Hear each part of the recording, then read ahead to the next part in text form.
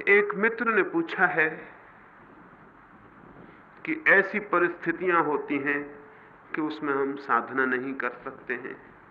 मुझे पता नहीं उनकी परिस्थितियां कैसी हैं, लेकिन मैं ऐसी एक भी परिस्थिति नहीं जानता हूं और कल्पना भी नहीं कर पाता हूं जिसमें कि साधना न की जा सके। परिस्थितियों की बात हमेशा आदमी का बहाना है और हम बहाने ईजाद करने में बहुत कुशल लोग हैं। जो हमें नहीं करना होता है उसके लिए हम हमेशा बहाना ईजाद कर लेते हैं। यूनान में एक वजीर को उसके सम्राट ने फांसी की सजा दे दी थी। सुबह तक सब ठीक था। दोपहर वजीर के घर सिपाही आए और उन्होंने घर को चारों तरफ से घेर लिया और वजीर को भीतर जाके खबर दी कि आप कैद कर लिए गए हैं और सम्राट की आज्ञा है कि आज संध्या आपको फांसी दे दी जाएगी 6 बजे। वजीर के घर उसके मित्र आए हुए थे। एक बड़े भोजन का आयोजन था, वजीर का जन्मदिन था। वो एक बड़े संगीतज्ञ को बुलाया गया था। वो अभी अभी अपनी वीणा लेकर हाजिर हुआ था। अब उसका संगीत शुरू होने को था। संगीतज्ञ के हाथ ढीले पड़ गए। वीणा उसने एक और टिका दी। मित्र उदास हो गए, पत्नी रोने लगी। लेकिन उस वजीर ने कहा, 6 बजने में अभी बहुत देर है, तब तक गीत पूरा हो जाएगा, तब तक भोज भी पूरा हो जाएगा। राजा की बड़ी कृपा है कि 6 बजे तक कम से कम उसने फांसी नहीं दी। लेकिन वीणा बंद क्यों हो गई? भोज बंद क्यों हो गया? मित्र उदास क्यों हो गए हैं? 6 बजने में अभी बहुत देर है। 6 बजे तक कुछ भी बंद करने की कोई जरूरत नहीं। लेकिन मित्र कहने लगे, अब हम भोजन कैसे करें? संगीतज्ञ कहने लगा, मैं वीणा कैसे बजाऊं? परिस्थिति बिल्कुल अनुकूल नहीं रही। वो आदमी हंसने लगा जिसको फांसी होने को थी। उसने कहा, इससे अनुकूल परिस्थिति और क्या होगी? 6 बजे मैं मर जाऊंगा। क्या ये उचित न होगा कि उसके पहले मैं संगीत सुनूं?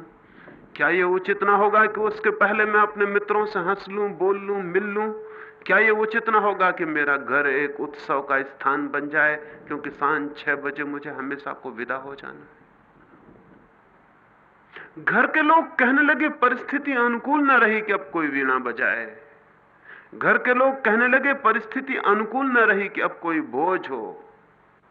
लेकिन वो आदमी कहने लगा कि इससे अनुकूल परिस्थिति और क्या होगी, जब 6 बजे मुझे हमेशा के लिए विदा हो जाना है। तो क्या ये उचित न होगा कि विदा होते क्षणों में मैं संगीत सुनूं? क्या ये उचित न होगा कि मित्र उत्सव करें?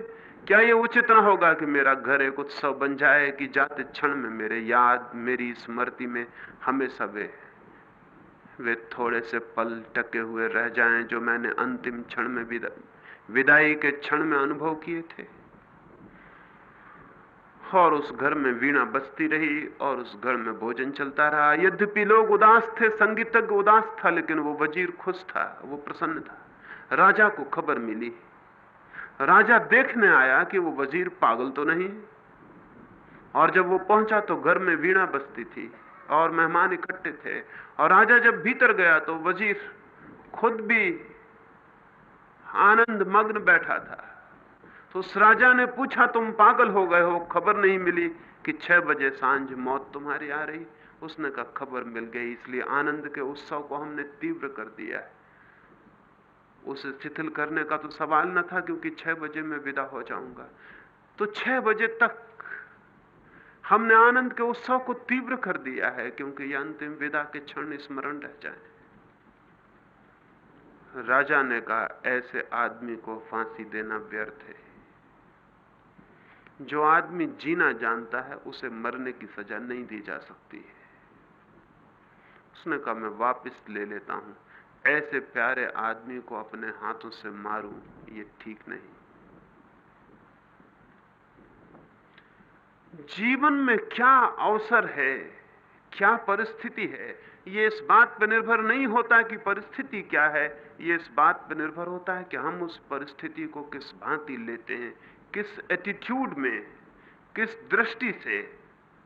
तो मुझे ज्ञात नहीं होता कि कोई भी ऐसी परिस्थिति हो सकती है जो आपके जीवन में प्रभु की तरफ जाने से आपको रोकती हो।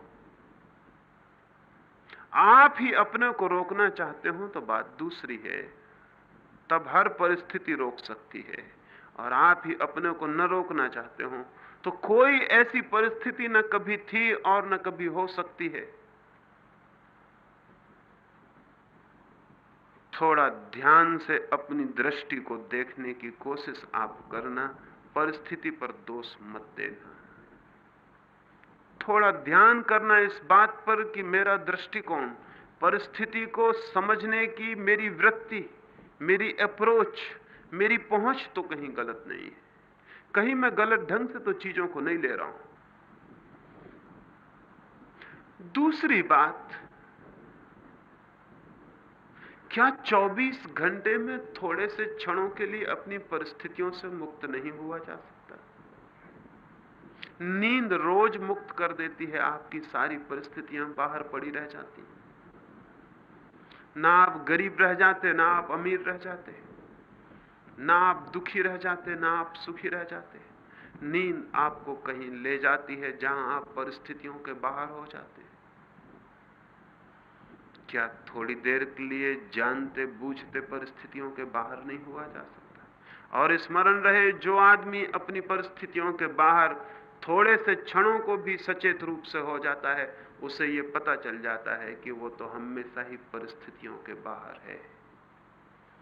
परिस्थितियां उसके आसपास आती हैं और गुजर जाती हैं, वो हमेशा परिस्थितियों के बाहर है।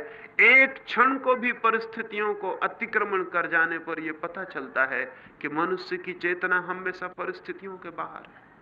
सांझ आती है, सुबह आती है, सूरज निकलता है, रात आ जाती है, आदमी के आसपास से सब गुजर जाता है और आदमी हमेशा अलग खड़ा रह जाता है। जिस दिन इस पृथकता का बोध होगा, जिस दिन जीवन के बीच इस साक्षी का भाव उदय होगा कि मैं तो दूर खड़ा रह जाता हूं, धाराएं आती हैं और बह जाती हैं, हवाएं आती हैं और गुजर जाती हैं, धूप आती है, शीत आती है, वर्षा आती है, गर्मी आती है, और मैं दूर खड़ा रह जाता हूं, मैं पृथक अलग खड़ा रह जाता हूं। कुछ भी मुझे छूता नहीं, कुछ भी मेरे प्राणों को अतिक्रांत नहीं करता, कुछ भी मेरे भीतर जाके बदलाहट नहीं करता। मैं तो वही रह जाता हूं, चीजें आती हैं और बदल जाती हैं। जिस दिन ये एक क्षण को भी ख्याल होगा, उसी दिन जीवन भर के लिए स्थिति बन जाती है। तो थोड़ी देर परिस्थितियों के बाहर होने की क्षमता जुटानी चाहिए। परिस्थितियों के लिए रोते रहने से कोई भी फल नहीं है। ध्यान का अर्थ इतना ही है कि हम परिस्थितियों के बाहर जा रहे हैं थोड़ी देर को। ध्यान का यही अर्थ है, परिस्थितियों के बाहर उठ जाना, दूर हट जाना, ऊपर उठ जाना, परिस्थितियों के पार खड़े हो जाना। जैसे कोई हवाई जहाज पर ऊपर उड़ रहा हो, वृक्ष नीचे छूट जाते हैं, पहाड़ नीचे छूट जाते हैं, बादल नीचे छूट जाते हैं। ठीक वैसे ही जैसे ही कोई ध्यान के शून्य में प्रवेश करता है, वैसे ही परिस्थितियां, घर द्वार, पत्नी, बच्चे, अर्थ सब पीछे छूट जाता है। जीवन चेतना एक नई दिशा में उड़ान लेना शुरू कर देती है। और तब पता चलता है कि जिन परिस्थितियों से हम घिरे थे, उनमें घिरे तो जरूर थे, लेकिन घिरे होकर भी हमेशा बाहर थे। जैसे सूरज बादलों में गिर जाए, ठीक वैसा मनुष्य की चेतना परिस्थितियों में गिरी है, लेकिन हमेशा बाहर है, हमेशा बाहर है। ये बाहर होने का अनुभव ध्यान से उपलब्ध होता है। परिस्थितियों पर दोष न दें, रास्ता निकालें, रास्ता जरूर मिल जाता है। ऐसी कोई भी जगह नहीं है जहां से प्रभु तक रास्ता न जाता हो सकता है थोड़ा पथरीला रास्ता हो सकता है थोड़ा ऊबड़ खाबड़ रास्ता हो सकता है थोड़ा टकराना पड़े, तोड़ना पड़े, दौड़ना पड़े, जीतना पड़े, लड़ना पड़े, लेकिन ऐसी कोई भी जगह नहीं जहां से उस तक रास्ता नहीं जाता है। और मैं अंत में ये भी कह देना चाहता हूं कि वे लोग जो थोड़े कठिन रास्तों से गुजर के आते हैं, उनकी उपलब्धि का मजा ही और है, उनके पा लेने का आनंद ही और है, उनके जीत लेने की, उनकी विजय की कथा और गौरव कथा ही और है। इसलिए घबराए ना, हो सकता है कठिन रास्तों से गुजर के आप और भी मधुमेह स्रोतों तक पहुंच जाएं। जो चलता ही चला जाता है, आशा और प्रतीक्षा से भरा हुआ, वो अवश्य पहुंच जाता है। अब रात्रि के ध्यान के संबंध में थोड़ी सी बात समझ लें, फिर हम रात्रि के ध्यान के लिए बैठें।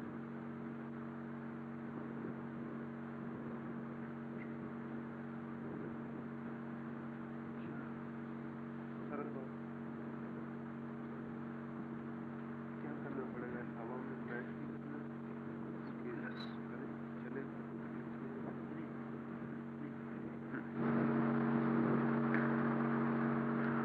रात्रि के ध्यान के संबंध में दो बातें समझ लें। सुबह का ध्यान जागने के बाद करने के लिए है, रात्रि का ध्यान सोने के पहले करने के लिए है। रात बहुत अद्भुत अवसर और मौका है।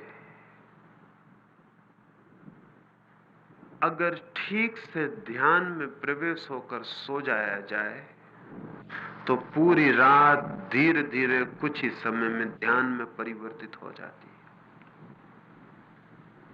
अगर सोते क्षणों में ध्यान में प्रविष्ट हो जाए चेतना, तो फिर धीरे धीरे पूरी रात, पूरी निद्रा ध्यान का हिस्सा बन जाती है। ये शायद आपको ख्याल ना हो, नींद के अंतिम क्षण जब आप सोते हैं, तो जो आखिरी क्षण है जब आप नींद के दरवाजे में प्रविष्ट होते हैं, उस अंतिम क्षण में वो जो संक्रमण का क्षण है, वो जो बीच का द्वार है जहां से जागना समाप्त होता है और नींद शुरू होती है, उस क्षण में आपके मन की जो दशा होती है, रात भर चेतना उसी दशा के आसपास घूमती रहती है।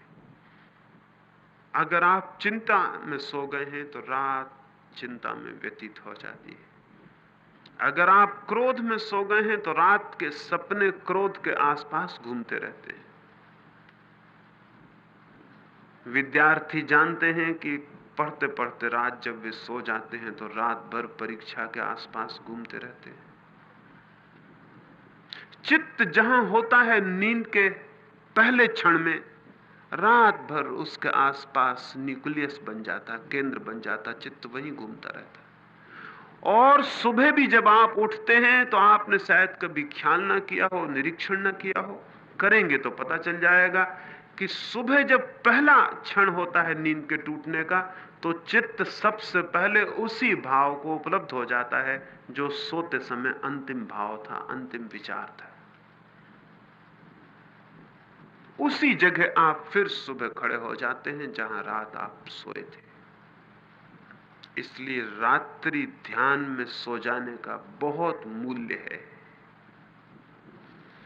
अगर ये संभव हो जाए कि आप रोज रात्रि में ध्यान में प्रवेश होकर सो जाएं, तो आपके पूरे जीवन में एक आमूल क्रांति होनी शुरू हो जाएगी। सुबह आप बिल्कुल नए आदमी की तरह उठेंगे, और उठते ही ध्यान पहली बात होगी जो आपके स्मरण में आएगी।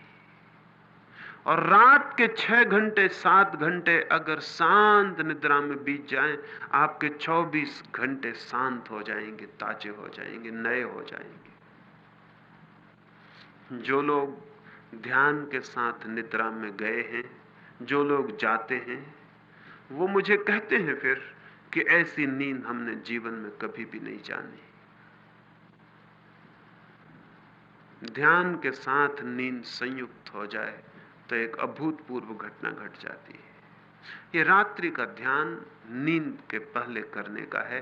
अंतिम बिस्तर पर जब सो जाएं, सब काम से निपट जाएं, अब कुछ भी करने को शेष नहीं रहा, तब 15 मिनट के लिए इस ध्यान को करें, और ध्यान करने के बाद चुपचाप सो जाएं, फिर उठे नहीं, फिर कुछ भी ना करें। ध्यान के बाद चुपचाप सो जाएं। ताकि ध्यान में जो धारा शुरू हो वो नींद में प्रविष्ट हो जाए, उसके अंडर करंट पूरी नींद में प्रविष्ट हो जाए। इस प्रयोग को लेट कर ही करने का प्रयोग है। बिस्तर पर लेट जाएं और उसको करें। प्रयोग करने में 2-3 बातें ख्याल में लेनी जरूरी हैं। एक बात, सारे शरीर को शिथिल छोड़ देना जरूरी है, रिलैक्स छोड़ देना जरूरी है। शरीर पर कोई तनाव ना हो, बिल्कुल ढीला छोड़ दें, जैसे शरीर में कोई प्राण ही नहीं रहे हो। एक एक अंग ढीला छोड़ दें, कोई तनाव ना रखें, कोई तनाव खिंचाव शरीर पर ना हो, बिल्कुल ढीला छोड़ दें और आराम से लेट जाएं। फिर आहिस्ता से आंख बंद कर लें। फिर शरीर की शिथिलता के लिए थोड़े से सुझाव, थोड़े से सजेशन शरीर को दें। सिर्फ ये भाव थोड़ी देर करते रहें, 1 मिनट 2 मिनट की शरीर शिथिल हो रहा है, शरीर शिथिल हो रहा है, शरीर शिथिल हो रहा है।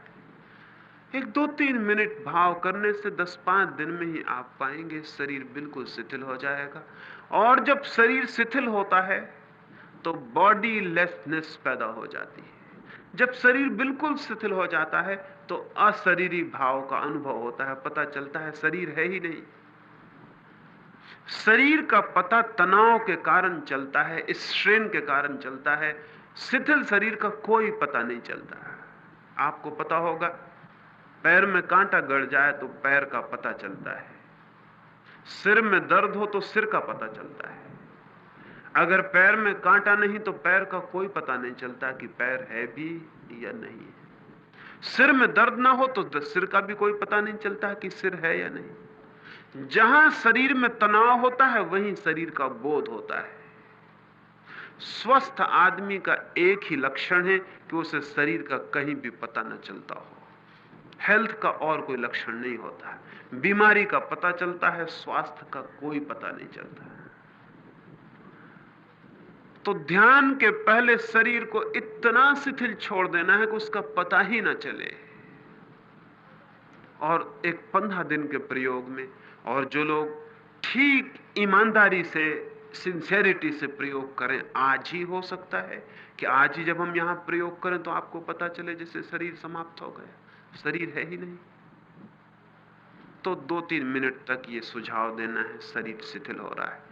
फिर श्वास को ढीला छोड़ देना है, रोकना नहीं है, शिथिल छोड़ देना है, जितनी जाए जाए, आए आए। और 2-3 मिनट तक ये भाव करना है कि श्वास भी शांत हो रही है, शांत हो रही है, शांत हो रही है। भाव करते करते ही श्वास शांत हो जाएगी। बहुत अल्प आती जाती मालूम पड़ेगी। थोड़े दिन प्रयोग करने पर पता भी नहीं चलता कि श्वास आ रही कि नहीं आ रही, इतनी शांत हो जाती है। शरीर शिथिल होता है तो श्वास अपने आप शांत होती है। श्वास शांत होती है तो विचार क्षीण हो जाते हैं। फिर तीसरा सुझाव मन पर देना है कि विचार भी शांत हो रहे हैं। ये 3 सुझाव देने हैं। और सुबह जो हमने ध्यान किया था, चौथी बात वही है कि फिर चुपचाप पड़े रह जाना है, सुनते रहना है हवाओं को, दरख्तों को, समुद्र को। कोई आवाज आती हो, आवाजों को। रास्ते पर लोग निकलते होंगे, वाहन निकलते होंगे, टैक्सी चलती होगी, ठेला चलता होगा, सब चुपचाप सुनते रहना है। 3 बातें, शरीर, श्वास और विचार, इनको शांत छोड़ देना है। और फिर चुपचाप जो सुबह हमने प्रयोग किया था वो लेट के करते रहना है, 1-10 मिनट। फिर उसके बाद चुपचाप करवट लेके सो जाना है। यहां तो हम प्रयोग को करेंगे ताकि आप समझ लें, फिर प्रयोग को जाके अपने स्थान पर सोते समय करें और सो जाएं। यहां तो प्रयोग आप समझ लें, इसलिए करना जरूरी है। और यहां परिणाम भी उसका बहुत महत्वपूर्ण हो सकता है। वो उतना ही महत्वपूर्ण हो सकता है जितनी हमारी तैयारी, जिज्ञासा, खोज, आकांक्षा हो। तो अब हम प्रयोग करेंगे तो सब लोग इतने फासले पर हो जाएं कि आप लेट सकें। फिर प्रकाश अलग कर दिया जाएगा और आपको मैं आज तो सुझाव दूंगा ताकि आपको ख्याल में आ जाए कि क्या सुझाव देने हैं। फिर अपने कमरे पे जाके आप प्रयोग को करें और सो जाएं। तो अपने अपने लिए जगह बना लें, थोड़े फासले पर हट जाएं, कोई किसी को छूता हुआ नहीं रहेगा और सब लोग लेट सकें ऐसी अपनी जगह बना के चुपचाप बिना बातचीत किए।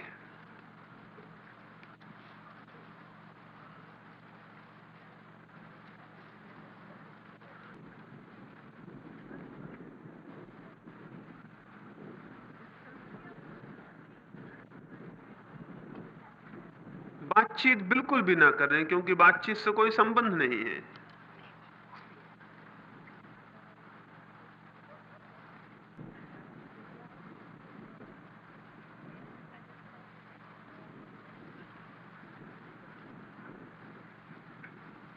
बिल्कुल अकेले में हो जाएं और वहां आराम से लेट जाएं, ताकि आप पूरा प्रयोग कर सकें और गहरे जा सकें।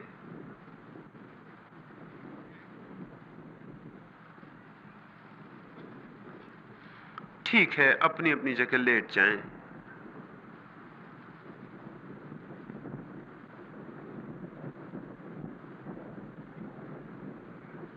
अपनी अपनी जगह लेट जाएं।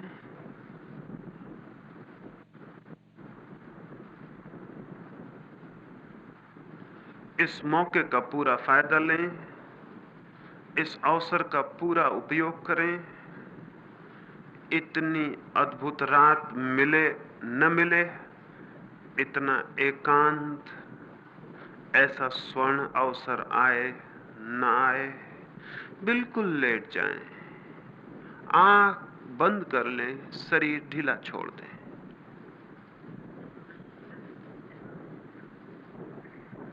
आंख बंद कर लें, शरीर ढीला छोड़ दें।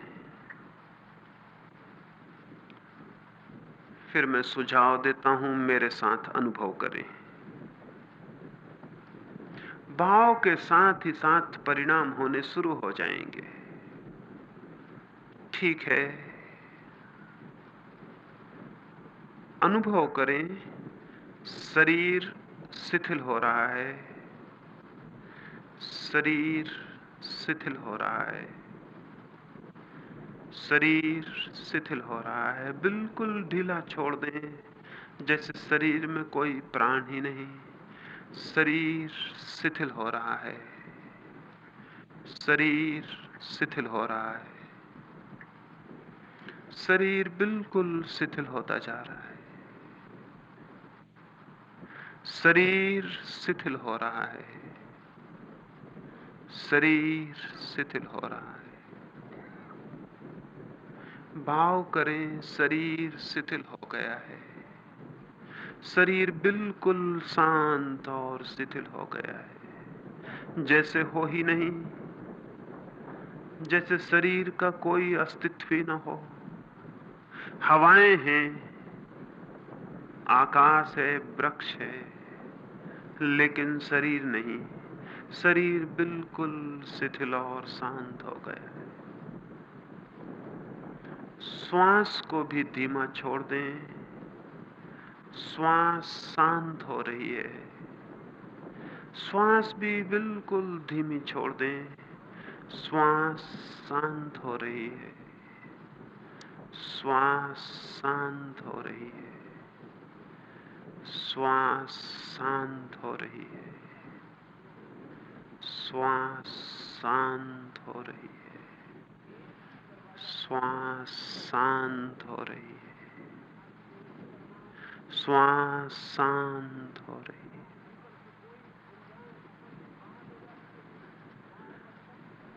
विचार भी शांत हो रहे हैं, विचार शांत हो रहे हैं, विचार शांत हो रहे हैं, विचार शांत हो रहे हैं, विचार शांत हो रहे हैं।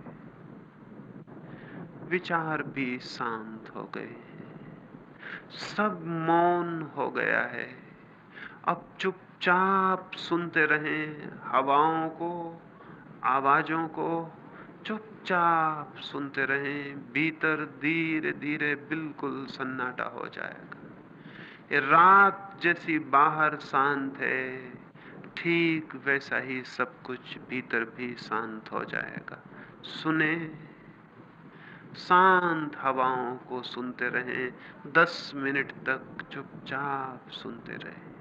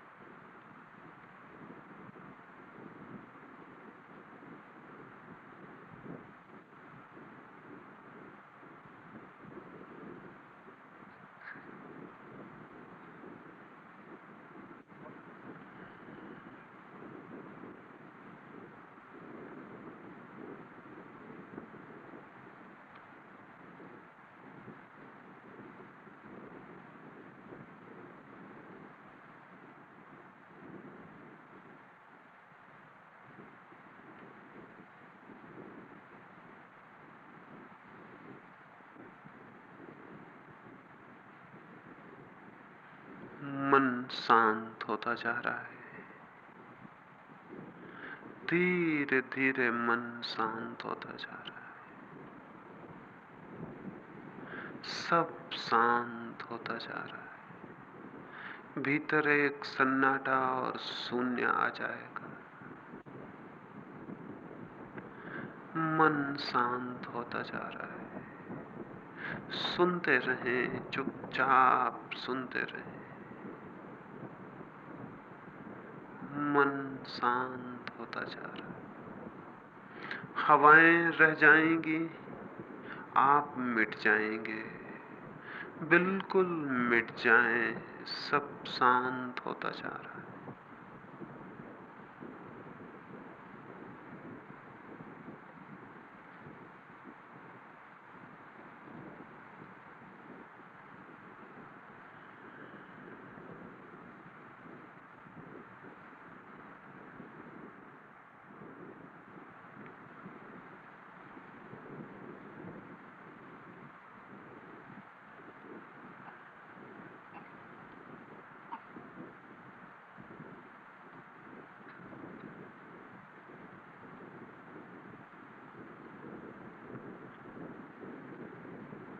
मन शांत हो गया है। मन बिल्कुल शांत हो गया है। मन शांत हो गया। हवाएं ही रह गई, रात रह गई, आप बिल्कुल शांत हो गए हैं, बिल्कुल मिट गए हैं। सुनते रहें, सुनते रहें।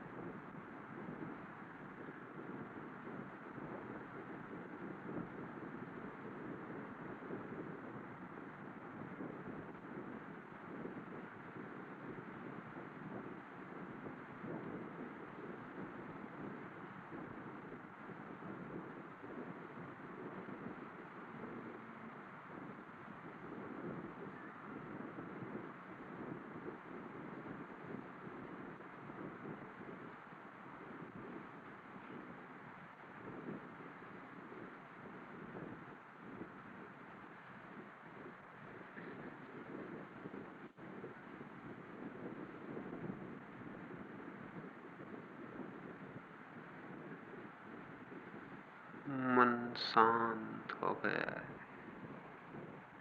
एक अपूर्व शांति भीतर उतर आई है। सब शांत हो गया, सब मौन हो गया। आप बिल्कुल मिट गए हैं। आप हैं ही नहीं।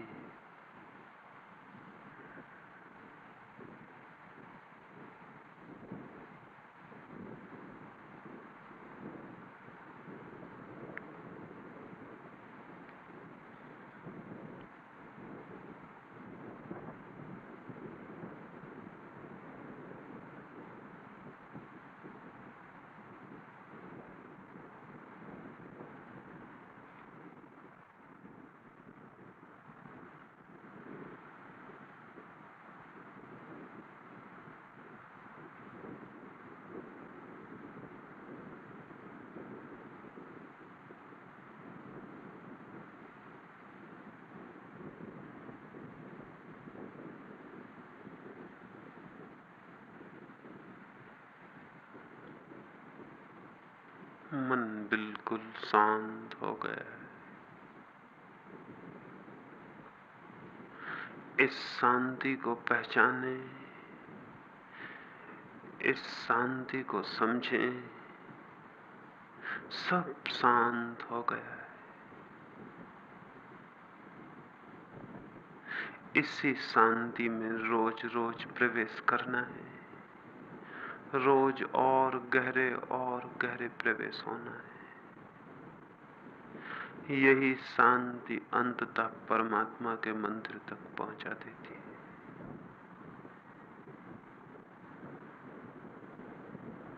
अब धीरे धीरे 2-4 गहरी श्वास लें। 2-4 गहरी श्वास लें, फिर बहुत धीरे से आंख खोलें।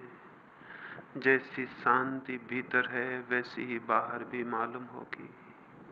लेटे ही लेटे धीरे से आंख खोलें। बाहर भी सब शांत है।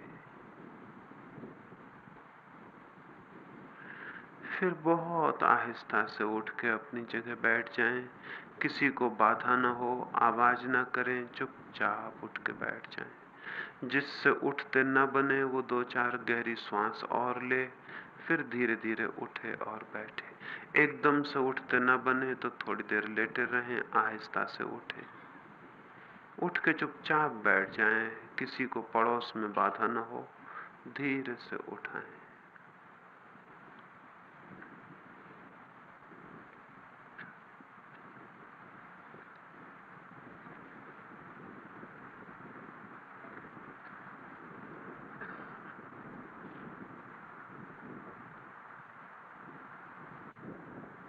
इस प्रयोग को जाके रात अभी बिस्तर पे करें ताकि ताजा वो आपके ख्याल में रहे, और फिर प्रयोग को करने के बाद चुपचाप सो जाएं। रात की बैठक समाप्त हुई।